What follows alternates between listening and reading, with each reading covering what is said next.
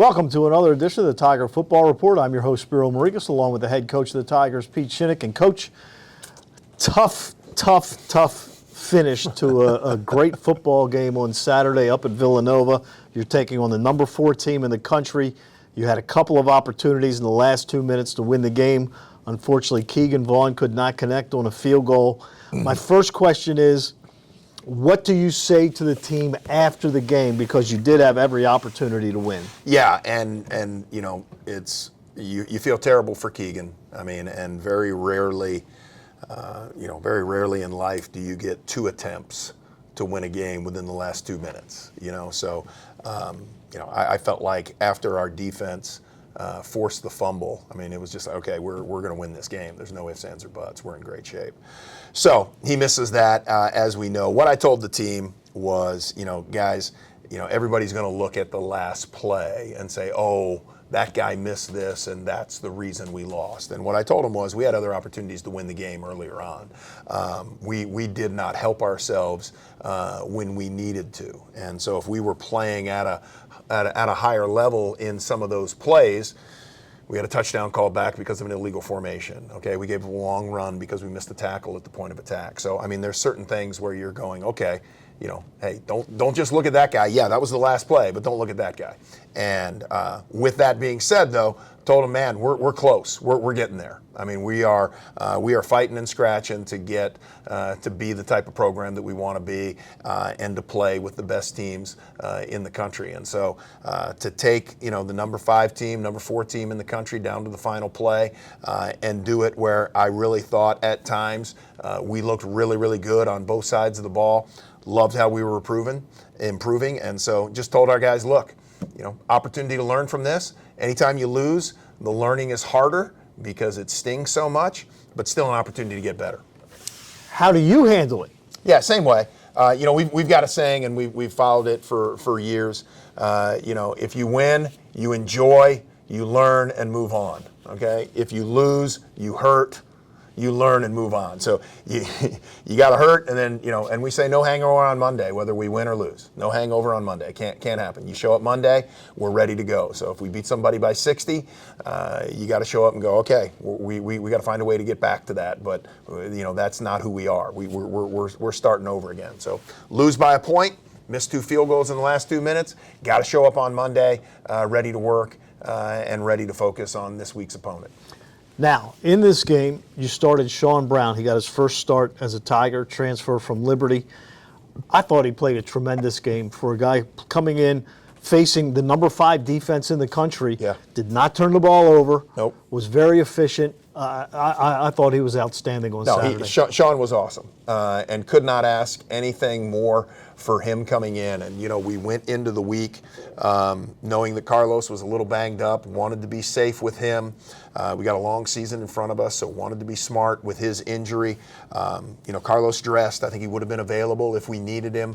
And then, really wanted to see. Shawn had been battling really, really well since the end of the year, all the way through spring ball. Obviously, Nathan Kent started 11 games for us, so you're sitting there, a lot of people probably like, okay, why didn't he do it? Why wasn't he the starter? But, we looked at it as, all right, we're going to have, this week to see who can handle it better and see who can do it. And what we saw in practice with Shawn is what we saw in the game. And I thought he had great control of the offense. I thought he had great control of what we were doing. He made a few mistakes there that didn't cost us. Put the ball on the ground one time and then, threw a pass probably that he'd love to have back. But other than that, I mean, his command of the offense was what we'd hoped. And as you said, number 5 defense in the country, I mean, we were able to run and throw on those guys pretty well. And he was the reason, because he was putting us in the right spots. So very excited for him, very excited for us that we have that, kind of weapon at our disposal. All right, so we go from the number 4/5 team in the country at their place to the number 2 team in the country at their place, which is known as probably the toughest place in FCS football to play, and that's the Fargo Dome, as the Tigers will take on the Bison of North Dakota State on Saturday. Last week, you had Watkins, quarterback who also leads his team in rushing. This week, Cam Miller, the quarterback who also leads his team in rushing. So again, a dual threat quarterback this Saturday. Well, yeah, and I mean, I'm pretty sure this schedule was set prior to myself and the AD getting our jobs, so nothing we can do about that. Open up with Cincinnati, and then go play number 3 or number 5 and number 2. Cam's an exceptional talent. I think he's a lot like Villanova's quarterback. I mean, he runs well, not afraid to run. He throws well. I think he's a little more accurate of a quarterback than last week, and I think his percentage is pretty high, so that shows up. We've got to be extremely disciplined on defense. I think one of the things I was really proud of our defense last week was, as they were trying, anytime you play somebody who can run the ball, throw it out there, they kind of run a little bit of a triple option with some of the stuff they were doing.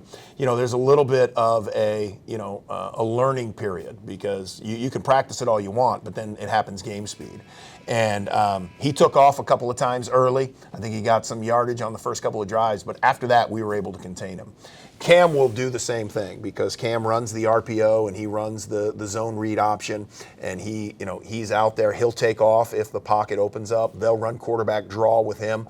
The difference with him is, they'll run quarterback counter, they'll run quarterback sweep, they'll run quarterback power. They'll do every variation of quarterback run with him. And then they'll come out in 4 wide receivers and drop back, and he can throw a great ball.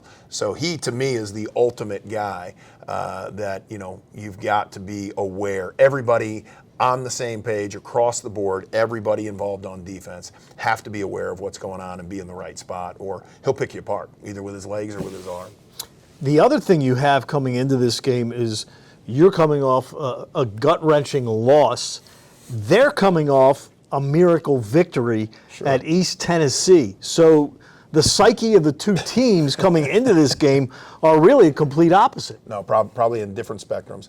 The thing I will say, and again, our guys have been very resilient this year. I mean, we're 4 games in, or 3 games in. We're not at the record that we want to be, but our guys have been resilient through the process. I mean, they were very realistic after Cincinnati that, hey, we let some things get away, or that's a completely different game. We talked Cincinnati. We made them play their starters till 2 minutes to go in the game. I think if we do a couple of things different, I mean, we're taking a shot at beating them late in the game. You know what I mean? Played Morgan extremely tough. Love how we were able to battle when some things didn't quite go our way there and still get a victory. Play Villanova, and heartbreaking loss. And I think what I've seen this year out of our team that I didn't necessarily see all the time out of last year's team is, I mean, this group's invested in every play. This group's invested in every minute of our season. There's a lot of pain with the loss, which should happen, but it's because guys are working really hard and they're doing all the right things. And when you're vested in something and when you believe in something and you have ownership of something, that's where the pain comes from. But we had a great practice on Monday, and looking to bounce back this week and just go out and play the way we're capable of. All right, the Tigers will take on the Bison for the 4th time in the two schools' histories. Unfortunately, the Tigers looking for win number 1. Would be a big one on Saturday. Gordy and I will have it for you on TowsonTigers.com starting at 2 o'clock Saturday afternoon. So for the head coach of the Tigers, Pete Shinnick, I'm Spiro Marikas. Thanks for tuning in to another edition of the Tiger Football Report.